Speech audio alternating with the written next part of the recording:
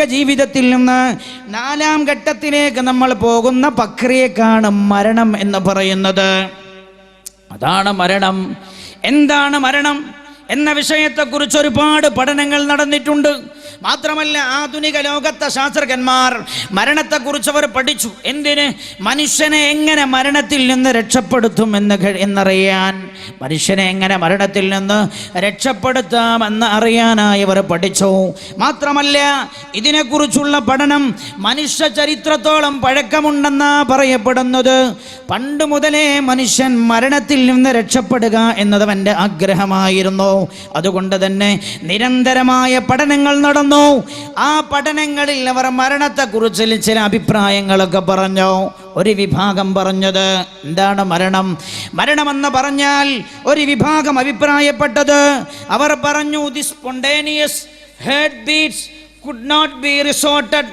നമ്മുടെ കയ്യ് നെഞ്ചിൽ ഇടതുഭാഗത്തോട് ചേർത്ത് വെച്ച് നോക്കിയാൽ ഹൃദയം ഇങ്ങനെ മിടിക്കുന്നത് കാണാം, അനുഭവപ്പെടും. ഈ മിടിപ്പ് രണ്ടാമത് തിരിച്ചെടുക്കാൻ കഴിയാത്ത വിധം നിലച്ചുപോകലാണ് മരണമെന്ന് ഒരു വിഭാഗം ശാസ്ത്രജ്ഞന്മാർ അഭിപ്രായപ്പെട്ടു. രണ്ടാമത്തെ വിഭാഗം ഒരുപാട് കാലം മരണത്തെക്കുറിച്ച് അവർ പഠിച്ചിട്ട് അവസാനം പറഞ്ഞത് ലൈഫ് എൻഡിങ് പ്രോസസ്, ജീവിതം അവസാനിക്കുന്നതിനാണ് മരണമെന്ന് പറയുന്നത്. കേൾക്കണേ, ലൈഫ് എൻഡിങ് പ്രോസസ്, ജീവിതം അവസാനിക്കുന്നതിനാണ് മരണമെന്ന് പറയുന്നത്. നല്ലപോലെ കേൾക്കണം. വിശുദ്ധ ഇസ്ലാമിന്റെ കാഴ്ചപ്പാടെന്താ? ജീവിതം അവസാനിക്കുകയല്ല, പിന്നെയോ മുഫാറഖത്തുർ റൂഹി മിനൽ ജസദ്, മനുഷ്യ ശരീരത്തിൽ നിന്ന് അല്ലാഹു നൽകിയ ഈ റൂഹ് വേർപെട്ടു പോകുന്ന പ്രവർത്തനത്തിനാണ്, പ്രതിഭാസത്തിനാണ് മരണമെന്ന് പറയുന്നത്. ജീവിതം അവസാനിക്കുകയല്ല. ഇത് ഈ ശരീരത്തിലേക്ക് നിക്ഷേപിച്ചത് അല്ലാഹുവാൻ, നമ്മളാരുമല്ല. അതിനാണ് 4ാം മാസത്തിൽ അല്ലാഹു മലക്കിനെ നിശ്ചയിച്ചത്. ആ മലക്ക് വന്നാണ് ശരീരത്തിലേക്ക് റൂഹ് തന്നത്. ഇനി അല്ലാഹുവിന്റെ കൽപ്പന പ്രകാരം അസ്റായീൽ അലൈഹിസ്സലാത്തു വസ്സലാം വരും. അസ്റായീൽ വന്ന റൂഹ ശരീരത്തിൽ നിന്ന് തിരിച്ചു പിടിച്ചു കൊണ്ടുപോകും. ഈ തിരിച്ചു പിടിച്ചു കൊണ്ടുപോകുന്ന രംഗം എങ്ങനെയാണ്? ഇതാണ് നമ്മുടെ ചർച്ച. ഹബീബായ നബിയുനാ മുഹമ്മദ് മുസ്തഫ സല്ലല്ലാഹു അലൈഹി വസല്ലമ തങ്ങൾ പറയുകയാണ്, ഇതാണ് ഒരു മനുഷ്യൻ എപ്പോഴും ഓർക്കേണ്ടത്. വിശുദ്ധ ഖുർആൻ തന്നെ പറഞ്ഞല്ലോ, കുല്ലു നഫ്സിൻ ദായിഖത്തുൽ മൗത്ത് വഇന്നമാ തുവഫൗന ഉജൂറകും യൗമൽ ഖിയാമഹ ഫമൻ സുഹ്സിഹ അനിൻ നാർ വഉദ്ഖിലൽ ജന്ന ഫഖദ് ഫാസ് വമൽ ഹയാത്തുദ് ദുനിയാ ഇല്ലാ മതാഉൽ ഗുറൂർ. എല്ലാ ശരീരവും ഭൂമിയിൽ നിന്ന് മരണം രുചിക്കുന്നവരാണവർ. എന്നിട്ടോ മരണശേഷം അവർക്കുള്ള ലോകമെന്താ? അവർ ചെയ്തതെന്താണോ ഭൂമിയിൽ വെച്ച് അതിനുള്ള പ്രതിഫലമാണ്. നന്മയാണെങ്കിൽ പ്രതിഫലം, തിന്മയാണെങ്കിൽ ശിക്ഷ. ഇതാണ് അവർക്ക് കടന്നു വരാനുള്ളതെന്ന് വിശുദ്ധമായ ഖുർആൻ ഓർമ്മപ്പെടുത്തുകയാണ്. ഹബീബായ നബിയുനാ മുഹമ്മദ് മുസ്തഫ സല്ലല്ലാഹു അലൈഹി വസല്ലമ തങ്ങൾ പറഞ്ഞു, ഒരാൾ നന്നാവണോ? നല്ലോ ശ്രദ്ധിച്ചോളൂ എൻ്റെ പ്രിയപ്പെട്ടവരെ. നമ്മുടെയൊക്കെ മനസ്സ് പറയാറില്ലെന്ന് നമ്മളോട് നന്നാവണം, നല്ല നിലക്ക് ജീവിക്കണം, അല്ലാഹുവിനിഷ്ടമുള്ള വഴിയിൽ ജീവിക്കണം. പുണ്യ നബി പറയുകയാണ്, ഒരാൾ നന്നാവണോ? അയാൾ മരിക്കുമെന്ന ഓർമ്മ അയാളുടെ മനസ്സിലുണ്ടായാൽ മതി. ഹബീബായ നബിയുനാ റസൂലുള്ളാഹി സല്ലല്ലാഹു അലൈഹി വസല്ലമ തങ്ങൾ പറഞ്ഞതാണ്, ഞാൻ ഇന്ന് മരിക്കും, ഇന്ന് രാത്രി എനിക്ക് പൂർത്തിയാക്കാൻ കഴിയില്ല. അതല്ലേ ഹബീബായ പുണ്യനബി സല്ലല്ലാഹു അലൈഹി വസല്ലമ തങ്ങൾ കൂടെയുള്ള അനുചരന്മാരെയും പഠിപ്പിച്ചു പോയത്. അബ്ദുല്ലാഹി ഇബ്നു ഉമർ റളിയല്ലാഹു അൻഹുവിനെ ഒരിക്കൽ റസൂലുള്ള കണ്ടപ്പോഴാണ് അബ്ദുല്ലാഹി ഇബ്നു ഉമർ റളിയല്ലാഹു അൻഹുവിന്റെ തോളിൽ കൈവച്ചുകൊണ്ട് റസൂലുള്ള പറഞ്ഞു, യാ അബ്ദുല്ലാഹ് കുൻ ഫി ദുനിയാ കഅന്നക ഗരീബ്. അബ്ദുല്ലാ, നീ ദുനിയാവിൽ ഒരു വിദേശിയെ പോലെ ജീവിച്ചോളൂ. ഔ ആബിറു സബീൽ, അല്ലെങ്കിൽ ഒരു വഴിയാത്രക്കാരനെ പോലെ ജീവിച്ചോളൂ. വഉദ്ദ നഫ്സക മിൻ അസ്ഹാബിൽ ഖുബൂർ, നിന്റെ ശരീരത്തെ നീ മരിച്ചവരുടെ കൂട്ടത്തിൽ എണ്ണിക്കോളൂ എന്ന് ഹബീബായ നബിയുനാ മുഹമ്മദ് മുസ്തഫ സല്ലല്ലാഹു അലൈഹി വസല്ലം അല്ലാഹുവിന്റെ ഹബീബാൻ. നിങ്ങൾ ആലോചിക്കണം, ആരാ? സയ്യിദുനാ സയ്യിദുനാ ഉമർ റളിയല്ലാഹു അൻഹുവിന്റെ മകന് അബ്ദുല്ലാഹിബ്നു ഉമർ. ആരാണ് അബ്ദുല്ലാഹിബ്നു ഉമർ റളിയല്ലാഹു അൻഹു? അബ്ദുല്ലാഹിബ്നു ഉമർ റളിയല്ലാഹു അൻഹു ആരാ? മഹാനായ നബിയുനാ മുഹമ്മദ് മുസ്തഫ സല്ലല്ലാഹു അലൈഹി വസല്ലമ തങ്ങളുടെ സന്തത സഹചാരിയായിരുന്നു. എപ്പോഴും പുണ്യ നബിയോടൊപ്പമുള്ള ആളായിരുന്നു. അബ്ദുള്ള അല്ലാഹുവിൻ്റെ ഹബീബ് വലിയ ഒരു കാര്യം പഠിപ്പിക്കുകയാണ്. എന്തിന്? ലോകത്തെ മുഴുവൻ പഠിപ്പിക്കാനായി. അബ്ദുള്ള, നീ ദുനിയാവിൽ ഒരു വിദേശിയാണ്. അബ്ദുള്ള, ശാശ്വതമായി നിനക്ക് ജീവിക്കാനുള്ള സ്ഥലമല്ല അബ്ദുള്ള ഇത് അബ്ദുള്ളയോട് മാത്രമല്ല, നമ്മളോടെല്ലാവരോടും. അതുകൊണ്ട് തന്നെ ഒരു വിദേശിയെ പോലെ ജീവിച്ചോളൂ. അല്ലെങ്കിൽ ഒരു വഴിയാത്രക്കാരനെ പോലെയാണ് നീ എന്ന് പുണ്യ നബി പഠിപ്പിക്കുകയാണ്.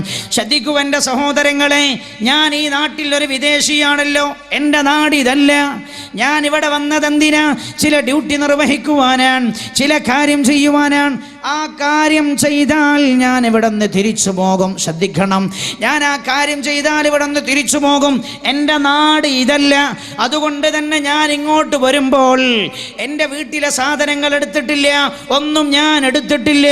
ഞാൻ ആകെ കൊണ്ടുവന്നത് ഞാൻ ധരിച്ച വസ്ത്രങ്ങളും എൻ്റെ പോക്കറ്റിലുള്ള പേഴ്സും അത്യാവശ്യത്തിനുള്ള പണമല്ലാതെ മറ്റൊന്നും ഞാൻ കരുതിയിട്ടില്ല.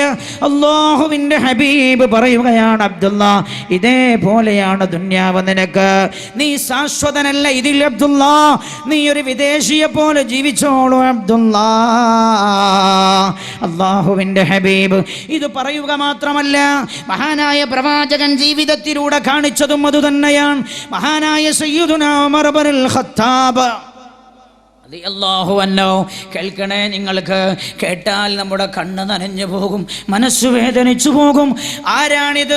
ഭൂമിയിൽ അല്ലാഹു ഏറ്റവും സൗകര്യം ചെയ്ത്, സൗകര്യം ആവശ്യമായിരുന്നെങ്കിൽ ഏറ്റവും സൗകര്യം അല്ലാഹു നൽകുമായിരുന്നത് ആ പ്രവാചകനായിരുന്നു സല്ലല്ലാഹു അലൈഹി വസല്ലം.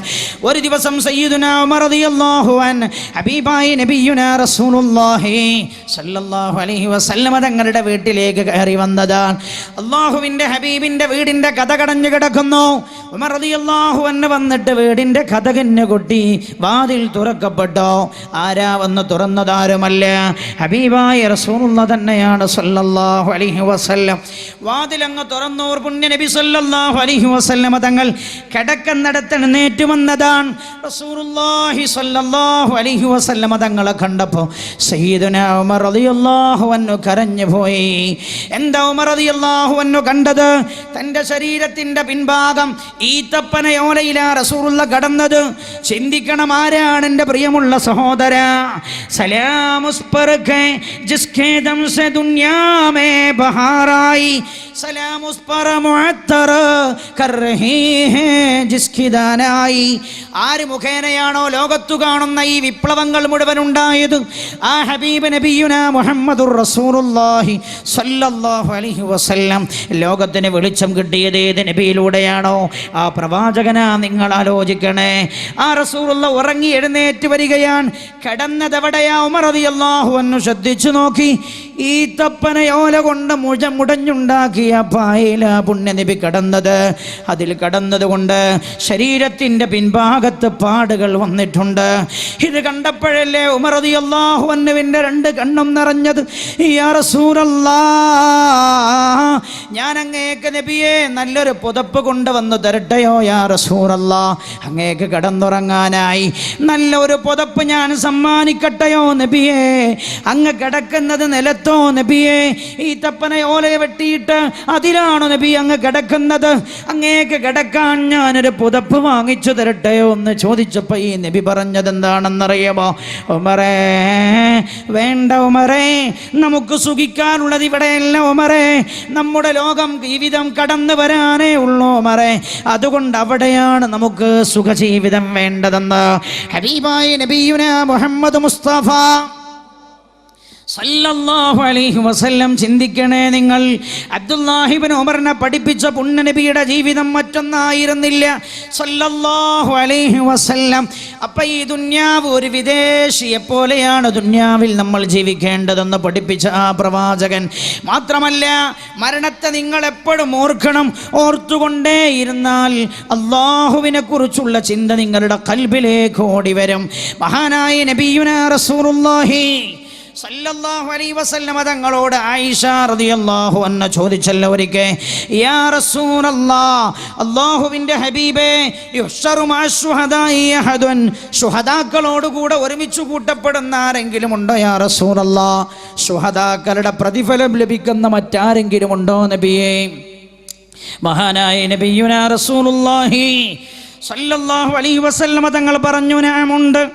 ആരാണത്? മയ്യദ്കുറുൽ മൗത ഫിൽ യൗമി വൽ ലൈല 20 മറ, 20 തവണ, ഒരു ദിവസം 20 തവണ മരണത്തെ ഓർക്കുന്ന ആളാണ്. ഞാൻ മരിക്കും, ഞാൻ ഇന്ന് വൈകുന്നേരമാകുമ്പോഴേക്ക് മരിക്കും, ഞാൻ ഇന്ന് രാത്രിയാകുമ്പോഴേക്ക് മരിക്കും. ഇമാമുൽ ഗസ്സാലി റളിയല്ലാഹു അൻഹു പറഞ്ഞത് എന്തെങ്ങനെയാ? മഹാനവറുകൾ പറഞ്ഞത്, ഓരോ കാര്യം ചെയ്യുമ്പോഴും ഇതെൻ്റെ ജീവിതത്തിലെ അവസാനത്തെ കാര്യമാണെന്ന് ഓർക്കണേ, ഇനി ഞാനിത് ചെയ്യില്ല. സുബഹി നിസ്കരിക്കുന്ന ആൾ വിചാരിക്കേണ്ടത് ഇതെൻ്റെ അവസാനത്തെ സുബഹിയാണ്. നാളെ സുബഹി നമസ്കരിക്കാൻ ഞാനില്ല എന്നോർത്താകണം അവന് സുബഹി നമസ്കരിക്കേണ്ടത്.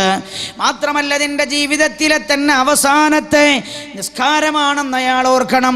ളുഹർ നിസ്കരിക്കുമ്പോൾ അയാൾ വിചാരിക്കേണ്ടത് ഇനി എനിക്ക് ജീവിതത്തിൽ ളുഹറില്ലെന്നാണ്, നിസ്കാരമില്ലെന്നാണ്. ഞാൻ ഓർക്കുകയാണ്, മെനിഞ്ഞാന്ന് രാത്രി ഞാൻ ഇവിടുന്ന് പോയല്ലോ, മട്ടന്നൂരിലേക്ക്, കണ്ണൂർ ജില്ലയിലേക്ക്. ഞാൻ ഇവിടുന്ന് പോയി, ഞാൻ വണ്ടിയിൽ ഇവിടുന്ന് തിരിച്ചു വന്ന, ആ നാട്ടിൽ നിന്ന് എയർപോർട്ടിൽ പോയി തിരിച്ചു വരുന്ന ആരോ ശബ്ദം കേട്ടപ്പോൾ ഇവിടെ കയറിയിട്ടുണ്ടായിരുന്നു. അവരുടെ കൂടെയാണ് ഞാൻ പോയത്. വഴിക്ക് വച്ചവർ എന്നോട് പറഞ്ഞു, ഇന്നാലിന്ന ആൾ മരണപ്പെട്ടിരിക്കുന്നുവെന്ന്. പോകുന്ന സമയം ഞങ്ങൾ കയറി. ചെറുപ്പക്കാരൻ, 10-35 വയസ്സുള്ള ചെറുപ്പക്കാരൻ. ചിന്തിക്കണം, 3 മക്കളുടെ പിതാവാൻ. അവൻ്റെ വാപ്പ ജീവിച്ചിരിക്കുന്നുണ്ട്. മയ്യിത്തു കണ്ടിറങ്ങുന്ന സമയത്ത് വാപ്പയുണ്ട്. വീടിൻ്റെ അകത്തളത്തിൽ നിന്ന് പുറത്തേക്ക് വരുന്നു, കരഞ്ഞ് കലങ്ങിയ കണ്ണുമായി. 35 വയസ്സുള്ള ചെറുപ്പക്കാരൻ, അവന് കിടക്കുകയാണ്. മയ്യിത്ത് അവനെ കിടത്തിയിരിക്കുകയാണ്, മയ്യിത്തായി പോയിരിക്കുകയാണ്. ഞാൻ ചോദിച്ചു പിതാവിനോട്, എന്തായിരുന്നു അസുഖം? എന്നോട് പറഞ്ഞു, ഒരസുഖവും ഉണ്ടായിരുന്നില്ല. അതിൻ്റെ തലേ ദിവസം വൈകുന്നേരം ടൗണിൽ റോഡിൻ്റെ സൈഡിൽ സംസാരിച്ചു കൊണ്ടിരിക്കുകയായിരുന്നു. തൻ്റെ സുഹൃത്തുക്കളോട് സംസാരിച്ചു കൊണ്ടിരിക്കുന്നതിൻ്റെ ഇടക്ക്, കേൾക്കണം നിങ്ങൾ, ഞാൻ ചോദിക്കട്ടെ, നമ്മുടെ പരിചയത്തിലുണ്ടായിരുന്ന പലരും മരിച്ചതെങ്ങനെയാണ്? അതേപോലെ ഒരു മരണം നമുക്ക് വരില്ലെന്ന് ആരാ നമ്മളോട് പറഞ്ഞത്? ഈ വാപ്പ പറയുകയാണ്, സംസാരിച്ചു കൊണ്ടിരിക്കുന്നതിൻ്റെ ഇടയ്ക്ക് ഇവൻ കുഴഞ്ഞു വീണപാടെ മരണപ്പെടുകയായിരുന്നു. എന്താ കാരണം? ഇപ്പൊ പറഞ്ഞു അറ്റാക്കാണത്രേ. ഇപ്പൊ വൈദ്യശാസ്ത്രം പറയുന്നുണ്ട്, പണ്ടൊക്കെ അറ്റാക്കിന് വേദന ഉണ്ടായിരുന്നു. വേദന ഇല്ലാതെ ചില ആളുകൾ മരിച്ചപ്പോ വൈദ്യശാസ്ത്രം പറയാൻ തുടങ്ങി, പുതിയൊരു അറ്റാക്ക് ഉണ്ട്, അതിൻ്റെ പേര് സൈലന്റ് അറ്റാക്ക്. അതിൻ്റെ പേര് സൈലന്റ് അറ്റാക്ക്. സൈലന്റ് അറ്റാക്ക് അല്ല എൻ്റെ സഹോദര, അതും മരണം വന്നതാണ്. അല്ലാഹു നിശ്ചയിച്ച അവധി വന്നാൽ 1 സെക്കൻഡ് പോലും മറികടക്കാൻ പ്രപഞ്ചത്തിൽ ഒരാൾക്കും കഴിയില്ല. എൻ്റെ പ്രിയമുള്ള സഹോദരങ്ങളെ, അങ്ങനെ മരണത്തിൽ നിന്ന് രക്ഷപ്പെടുമായിരുന്നെങ്കിൽ നമ്മുടെ നാട്ടുകാരനായിരുന്ന ഗഫൂർ ഡോക്ടർ രക്ഷപ്പെടേണ്ടിയിരുന്നില്ലേ? രോഗിയെ കണ്ടാൽ, രോഗി ഇങ്ങനെ നടന്നു വരുന്നത് കണ്ടാൽ അയാളിൽ ഇന്ന രോഗങ്ങളൊക്കെ ഉണ്ടെന്ന് പറയാൻ കഴിവുണ്ടായിരുന്ന വിശ്വഘരനായിരുന്ന ഗഫൂർ ഡോക്ടർ മരണപ്പെട്ടത് എങ്ങനെയാണ്? ഞാൻ പറയണോ നിങ്ങളോട്? നമുക്കറിയാവുന്നതല്ലേ. നിങ്ങൾ ആലോചിക്കണം, 1 സെക്കൻഡ് പോലും പിന്തിക്കാൻ, 1 സെക്കൻഡ് പോലും മറികടക്കാൻ ഭൂമിയിൽ ഒരാൾക്കും കഴിയില്ല.